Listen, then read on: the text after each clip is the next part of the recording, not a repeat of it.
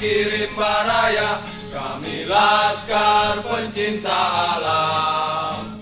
Dengan semangat tergenggam tanpa kenal menyerah pada tantangan yang datang menghadang. Etos kerja yang tinggi, cinta persahabatan pada alam dan kerabat. Kami ciptakan satu semboyan dalam tekad, satu untuk semua dan semua untuk satu. Bijaksana dalam kata dan tindakan, ciptakan rasa percaya diri.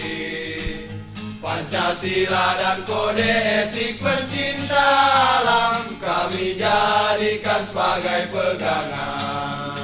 Mahasiswa pencinta alam Indonesia, Universitas Halu Oleo, inginkan suasana asri hijau dan rindang, lestarilah alamku, lestarilah alamku.